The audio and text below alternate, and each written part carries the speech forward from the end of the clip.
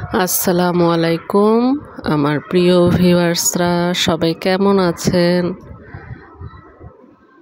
আমি আজকে একটু অসুস্থ যখন ভয়েসটা দিচ্ছি। আসলে শুয়ে আছি দেখে ভাবলাম আপনাদের সাথে কিছু কথা বলি, হয়তো ভালো লাগবে। আমার কথা শুনতে আসলে আপনাদের ভালো লাগে কিনা জানি না, তারপরও যদি কারো ভালো লাগে কমেন্টে জানাতে পারেন, আমি একটু ইন্সপায়ার্ড হব। তো বেশ কিছুদিন ধরেই শরীরের থেকেও আসলে মনের অবস্থা খুব খারাপ।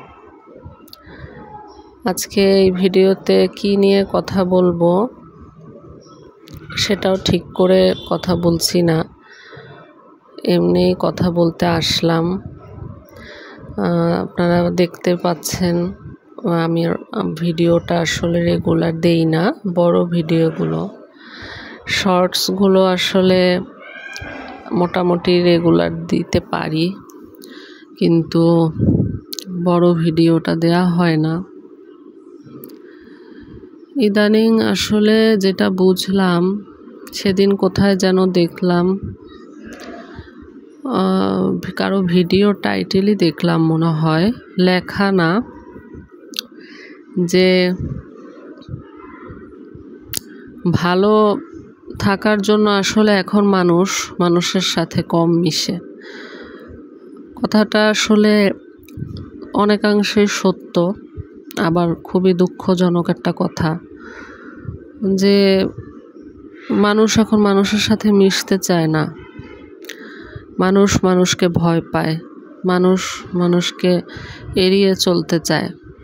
এর পিছনে তো অনেক কারণ রয়েছে অবশ্যই, সেটা আমরা সবাই কম বেশি ফেস করি।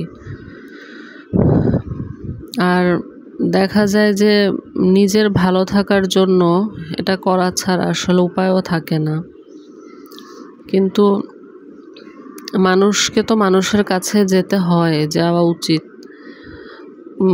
আমরা এখন এমন একটা দুনিয়ায় বাস করি, সমাজে বাস করি, বিশেষ করে আমাদের দেশে, মানে মানুষকে মনে হয় যে হিট করে ছোট করে কথা বলতে পারলেই অনেক কিছু করে ফেলেছি, আমি অনেক ভালো একটা কাজ করেছি, আমি আসলে অনেক চালাক, আমি অনেক বুদ্ধিমান, কারণ আমি তাকে কথাটা বলতে পেরেছি, এটা মনে করে। আসলে দিন শেষে কি হয়, দিন শেষে কি এরা আসলে শান্তি পায়, শান্তিতে থাকতে পারে?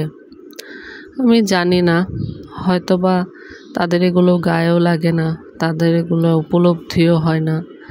তারা খুব খুশি হয় যে আমি একজনকে আঘাত দিয়ে কথা বললাম, আর এরা হচ্ছে সবচেয়ে নিকৃষ্ট মানুষ এই পৃথিবীতে। এটা আমার বলতে কোনো বাধা নেই।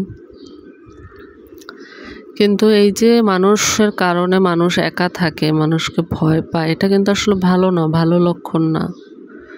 কারণ আপনি দেখবেন, আপনি একা একা থাকাটা কিন্তু ভালো না।